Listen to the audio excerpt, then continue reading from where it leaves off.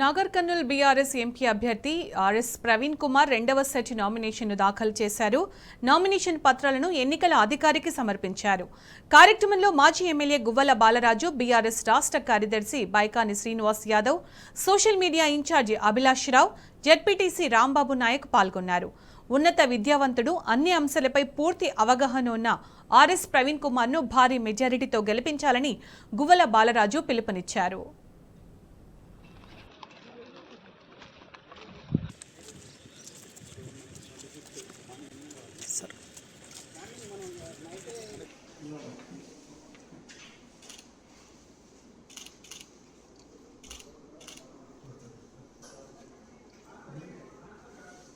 మా అభ్యర్థి అంత విద్యావంతులు ఎవరు లేరు కాబట్టి నేను అనుకుంటా ఉన్నా, మా అభ్యర్థి ఒక సివిల్ సర్వెంట్గా ఉంటూ, ఒక బ్యూరోక్రాట్గా ఉంటూ ఎన్నో ఉద్యమాలు నడిపిస్తూ మొత్తంగా బాబాసాహెబ్ అంబేద్కర్ గారి ఆశయ సాధన జరగాలంటే political power is master key అనేది ప్రతి ఒక్కరికి తెలిసిన విషయం. కాబట్టి ఈరోజు ప్రత్యేకంగా ప్రవీణ్ కుమార్ గారు నిర్ణయం తీసుకొని కేసీఆర్ గారితో జతగట్టి కేసీఆర్ గారి ఆశీర్వాదంతోన అభ్యర్థిగా పోటీలో ఉంటున్నటువంటి ఈ సందర్భంలో నాకు తెలిసి మా అంత పక్కాగా నామినేషన్ దాఖలు చేసిన వాళ్ళు కూడా ఎవరు ఉండరేమో.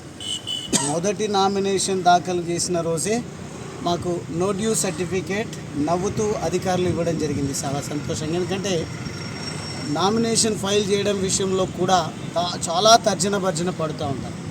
ప్రజల్లోకి వెళ్ళే విషయం అయితే చెప్పనక్కర్లేదు, ఎందుకంటే ఒకరేమో మతం పేరుతో వెళ్ళాల్సి వస్తుంది, ఇంకొకరు కులాల పేరుతో వెళ్ళాల్సి వస్తుంది. మేము మాత్రం ప్రజాస్వామ్యాన్ని నమ్ముకొని ప్రజాస్వామ్యాన్ని కాపాడడం కోసం వెళ్తూ ఉన్నాం. కాబట్టి మేము ప్రచారంలో ముందుకు వెళ్తున్నటువంటి విధానంలో కానీ, నామినేషన్ దాఖలు చేసేటువంటి విషయంలో కానీ, అధిష్టానానికి లాయల్గా ఉంటూ వారి ఆశీర్వాదంతో ముందుకు వెళ్తున్నటువంటి విధానంలో కానీ టాప్లో ఉన్నట్టుగా మేము భావిస్తూ ఉన్నాం.